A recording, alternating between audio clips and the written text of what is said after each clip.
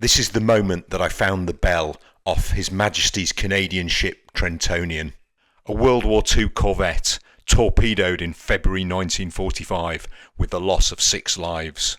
And here, just 2 weeks later, is me handing the bell back to its rightful owner, the Royal Canadian Navy. I'm unbelievably chuffed, not just because I found the bell, although that is clearly amazing, but also the fact that it's heading back to Canada aboard another Canadian warship, and once it gets there it's going to be displayed in a museum to commemorate those who were lost, but also those who served. And for me, that's pretty much a perfect end to this story. Now, I'm going to give you the full story, as I always do in my videos. But before I start, I want to talk about war graves, because I know there's people out there who are thinking it's not appropriate to take objects like this bell from a wreck where people have died. I guess the first thing to say is that the Trentonian is not protected, so legally it's entirely fine to take stuff off the wreck. Whether the Trentonian should be protected is an entirely separate issue, and I know the Canadian government has tried to go down that route. I think it takes an age for that to happen, so it hasn't gone through yet, although I'm sure it probably will in the relatively near future. I was a bit nervous when I met all those Canadian officers because I felt that they were going to be a bit upset that we'd removed the bell from a shipwreck where obviously members of the Canadian Navy had died. It was really interesting, therefore, to kind of hear one of them say to me, says, look, what you did was absolutely right. In a short period of time, there is not going to be anything left down there. These things are just decaying and falling, and ultimately it will become part of the seabed. He said it's much better to have that bell on the surface in a museum where lots and lots of people will be able to go and see it, and where the people who died and served will be commemorated. And you know what? That's spot on with my view as well. I know there's going to be people out there who disagree with that view, and I'm sorry, I guess, if you feel that I shouldn't have done it. I hope you'll feel that by handing it over to the Canadian military as quickly as I could, and obviously report it to receiver of wreck and all those kind of things, and therefore, I hope that you perhaps may feel that the end justifies the means. One of the things that I was really touched by is that the Canadians gave me this beautiful challenge coin, and it's something I'm going to treasure forever. It'll always, for me, be part of this story. They also said some absolutely lovely words as well. They said that I'm part of the family, and that if I was ever in Canada, I should definitely come and visit it, and that they would keep me informed of what was going on, which was just really, really nice. Anyway, I look forward to hearing your thoughts in the comments. I'd also just like to take this moment as well to kind of flag up that Rick has got a new sticker on the back of his rebreather. You might see it there. That's from the excellent divesigns.co.uk. I've stuck their link in the description. They're great, these stickers. I've had them on my gear for years and years. So if you're looking for something similar, that's where you can get it from. Now, as you can see, we're arriving at the bottom of the shot line. You can see there's some strobes and stuff on there. I've done something I don't normally do, which is I've cut this video a bit. So you haven't seen me putting my strobes on. You haven't seen very much of the descent. But what you can see directly in front of me there is a Yarrow boiler. Really prominent. Trentonian had 2 of them in an inverted V shape. They were classically fitted to these kind of small ships. They managed to produce a lot of power in quite a small space. They weren't very beamy, so they allowed you to have relatively small, thin ships. So that's the Yarrow boiler. And obviously just to the stern of that would be the engine. And this is kind of the area I'm going now. You can see in front of me there is actually the second Yarrow boiler. So I'm in that bit in between the 2 boilers. After this Yarrow boiler is going to be the engine, or would be the engine, except there's not really very much of it left. So the Trentonian was a Corvette. Corvettes were relatively small ships. This one was about 60 metres long, 10 metres wide, mainly used for escort duties. There is a really famous book about Corvettes called The Cruel Sea, and if you haven't read it, I would really recommend it. It was the book upon which the Tom Hanks film Greyhound was based. Obviously, classic American. They take a British book and they make it all about them. But hey, it doesn't matter. It's a great film, and it shows what life was like aboard these kind of vessels and the kind of tasks that they got used for. So loads of navies operated them, doing a whole load of dog's bodies type duties that the kind of the bigger, sexier ships weren't interested in. Now, there's another great film that I would really encourage people to watch, and it's on YouTube. It is actually about the Trentonian. It's called Sons of the Waves. Now, I'll put a link in the top right of your screen. I'm going to put a link in the description as well. And if you want to know more about the Trentonian, I would really, really recommend going and having a look at that. It's got some kind of interviews, and it's got some actors playing different people on board it. Now, here I am right at the stern, and one of the things I want to show you is what's directly in front of me there. That is actually a fire extinguisher, and you can see it's kind of exploded. So I'm going to turn it over in a bit, I think. Now, I have no idea what caused that fire extinguisher to explode, whether it was something to do with the explosion perhaps, whether it was heat, who knows. I've seen this fire extinguisher before, so I know it's here, and this is kind of the last big bit of the stern of the ship. I think this is part of the engine actually, this bit just in front of me and to the right. You can see over here there is a mangled porthole and a whole load of pipes. Don't know what those are for.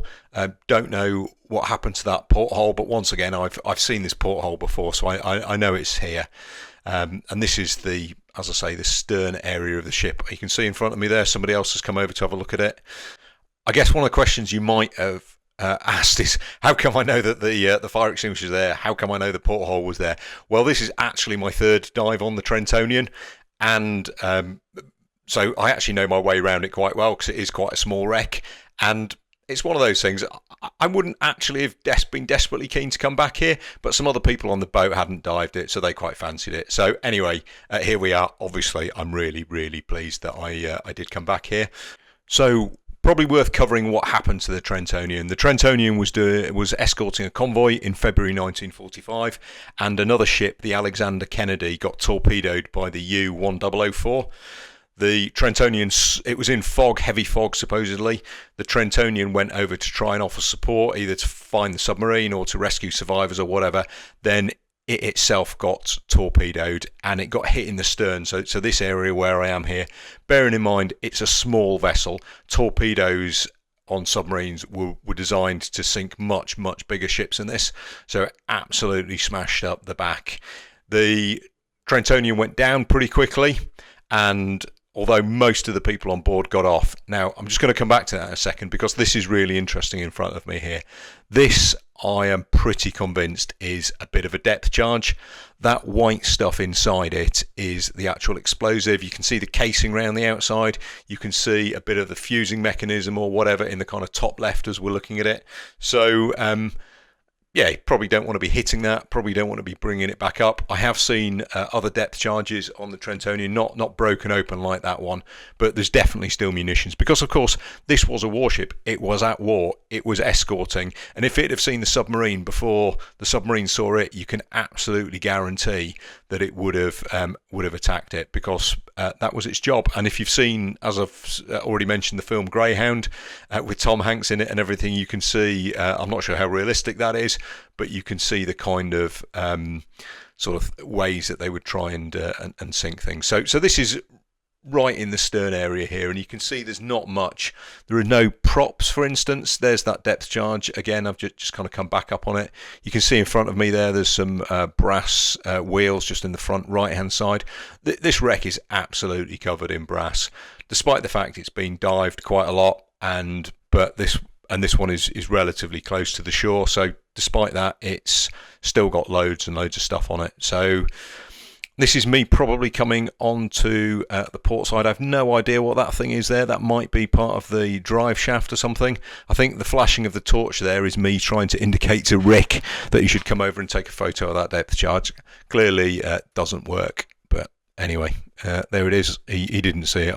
I showed him the video afterwards, and I think he would have quite liked to see it. So this is me now coming up on the port side, and if anything, the Trentonian is slightly lying on its port side on the seabed. As you can see, though, it's really badly broken. It's smashed to bits. When it sunk, it actually sunk stern first. I think the bow took was sticking up in the air. It went down, so presumably the stern would have smashed in, already badly damaged, would have put a whole load of shock through the ship, and then obviously it's had 80 years of decay, 80 years of tides and currents and everything, and 80 years of people ditching big blue plastic bags on it.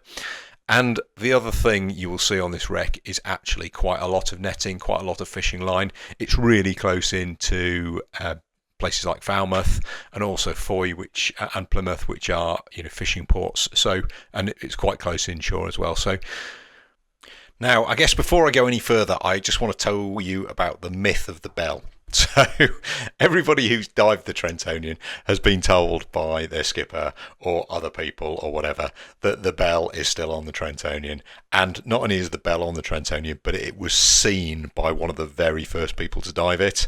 And whoever dived it saw the bell. For whatever reason, they couldn't get it.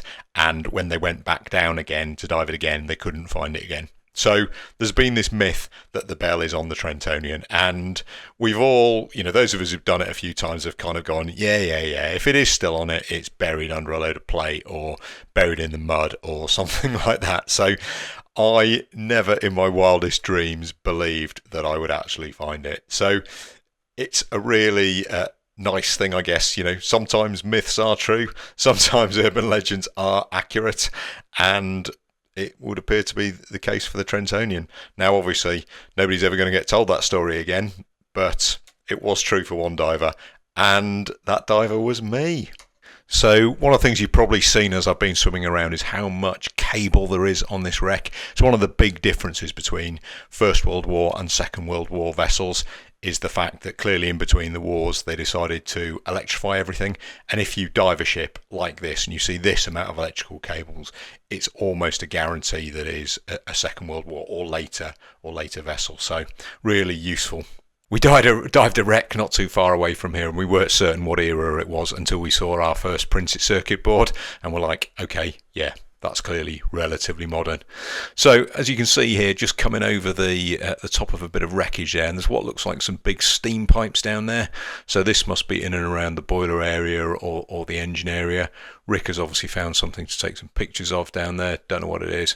I am going to slip past him and carry on moving forward. And the reason I'm moving forward is because one of the most interesting bits of this wreck is near the front, and it is what can only be described as a room made of bronze. It is non-ferrous material of something, and it's really interesting because one of the other wrecks that I've dived of this kind of era is the Eskdale, a bit bigger than this, but the Eskdale also has a room made of bronze or some sort of non-ferrous material. The only thing I can think is this must be something to do with the compass, and actually I've had a look at the plans for the Trentonian, and there is right buried in the bowels about where this room should be is something that says compass room or gyro room. So I don't know for certain whether that's what it is, but if there's anyone out there who knows a lot about these kind of ships and you could tell me why you would have an entirely non-ferrous room on there, I would absolutely love to know and to know a bit more about it. So please let us know in the comments. That would be absolutely brilliant. So as you can see, the visibility is actually pretty decent on this dive. I don't know what number it is, but certainly 6, 7, 8 meters visibility.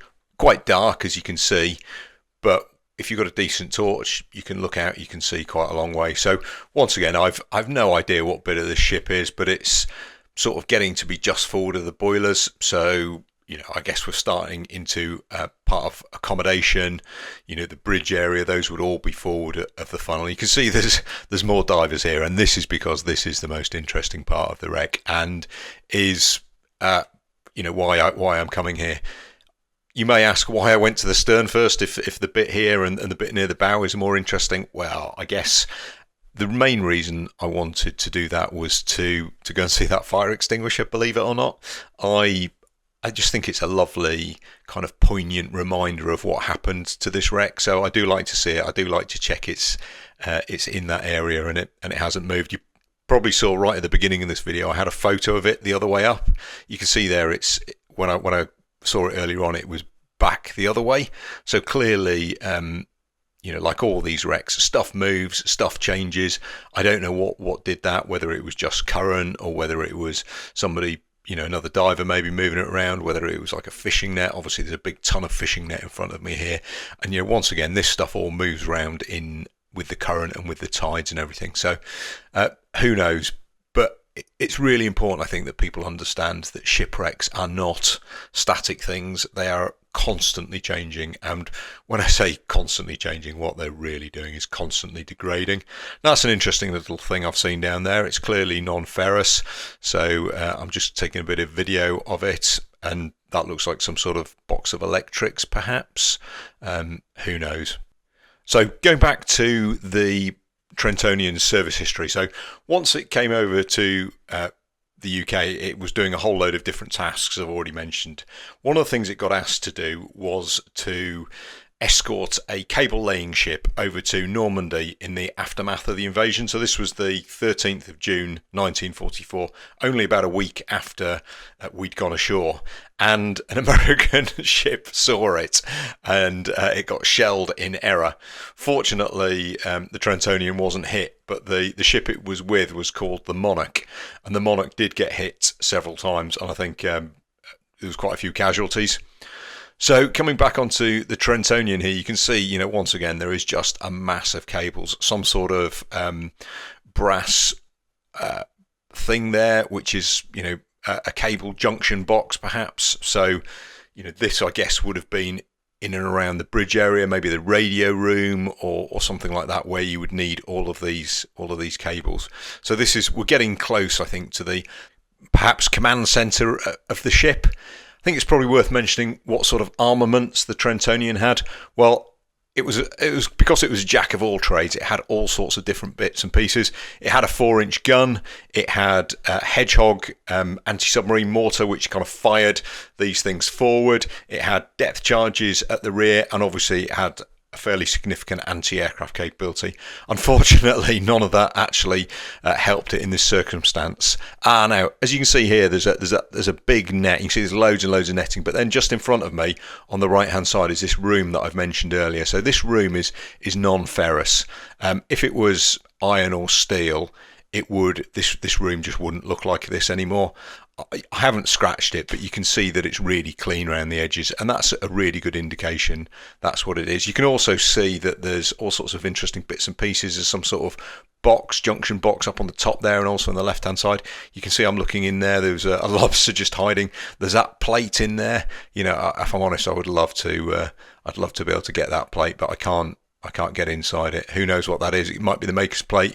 Could just be another junction box like that one that I've seen already. But it's pretty big and clearly brass or copper or something like that. But anyway, there we go. You see there's a load more pipes and cables and junction boxes. There's some sort of I don't know what that is. Ventilation system perhaps. Way of letting water in and out. Who knows what it is? Up on the top there, that looks to me like a compass gimbal. The thing that's just up from the hatch, don't know. But last time I dived it, that was kind of nearly hanging off the edge of this. So it's someone's either moved it up back in there, or it's been pulled up by possibly some of these ropes that are around or something like that. But that has moved, I would say, by a metre, that thing. It wasn't me, honest. So what else have we got? You can see just the top of this room here. It's a really distinct room. Is covered in all sorts of nets and all sorts of bits of debris as well. Now, if you look just in the middle there, I've just spotted something else. There's a couple of brass things there. There's a thing to the right which I have no idea what that is, and there's also a window there as well. You can see I'm just going to pull that out and I'm going to sit it on the top so that it's not kind of buried under nets and bits of plate and all that kind of stuff. This is what I like to do because it makes things a bit more interesting. So that broken porthole that we saw at the stern, for instance, that was another one that I pulled out on another dive, and I just left it on the top there. And I think it's quite interesting for other divers to see things as they go past. Obviously, the instant you touch anything on a wreck like this, it just comes up like you can see here with, it's really, really silty. But there you go, I brought that out, put it on the top there, and you can see that the glass is broken. I don't know whether that is something that was caused during the sinking, whether that's happened afterwards. I don't know, but clearly to smash through porthole glass like that takes quite a lot of force. Having said that, we are at 65 metres down here, so that's kind of 7.5 bars pressure, so that's pretty significant. But I can't imagine that's what's broken it. I would have thought it's something else. Right, so here I am on the top, and I've always felt that if the bell was anywhere, this is where the bell would be. It kind of makes sense. It's in and around the bridge area, all those kind of things. There's other bits and pieces like that, compass gimbal, all that sort of stuff. But I'm not really looking for the bell. I am just swimming around and having a bit of a look. And in a moment, I am going to see it. And it's incredible, frankly, not only that I've not seen it before, but also that nobody else has seen it, because it is there just in the middle of the screen on the bottom. If you look in, you can actually see it really, really well. Amazed that I hadn't seen it, but I didn't see the bell. What I saw was a bit of a rim. So I've just switched to my power lens here, and you're not going to get any more GoPro video, so it's all you're going to see is a power lens, and unfortunately I don't have very much of that either.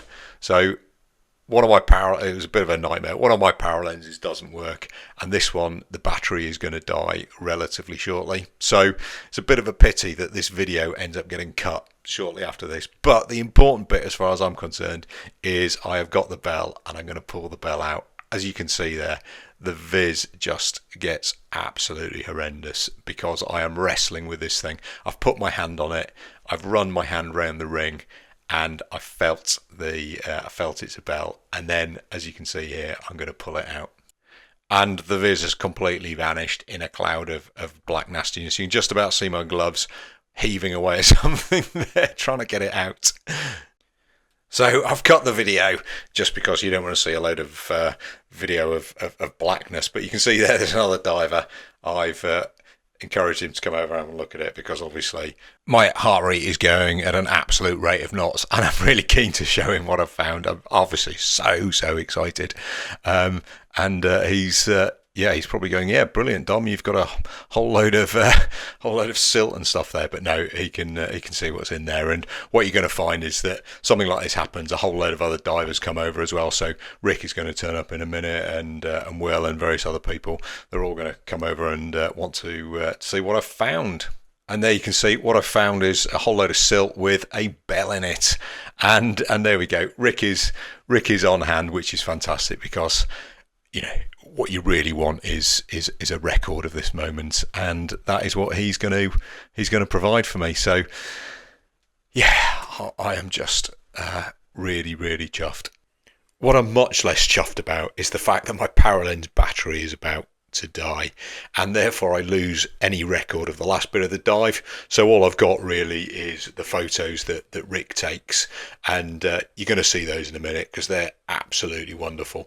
But unfortunately, I don't have a full record of the dive. My GoPro is busy videoing the seabed. In fact, I don't know that my power lens has died, and I turn it off anyway. So, slightly poetically, it just gets my clenched fist, then it dies, and then all we've got is these brilliant photos from Rick. And you can see that one. I absolutely love it. You know, me and the bell.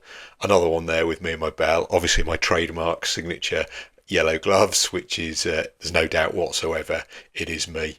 He also got a load of other ones as well. So before he came over and took the bell ones, he got a photo of three of us there trying to get it out. Paul on the right, Will on the left, me in the middle there. And this is a cracking photo.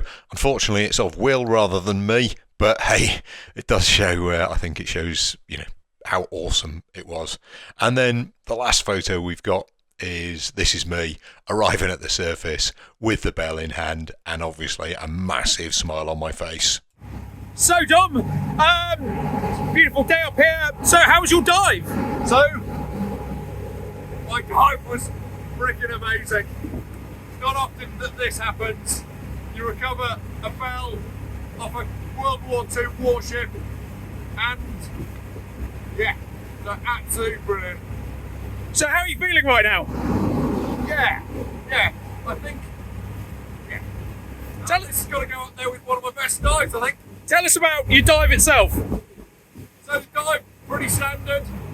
We all know the story of the bell and the Trentonian, and I never really believed it was true until today. I found it exactly where it was supposed to be. So absolutely incredible. So what's going to happen now?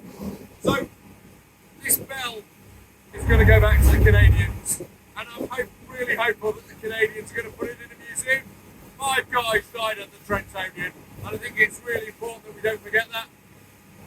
So what are you, over the next couple of days, going to do with this bell?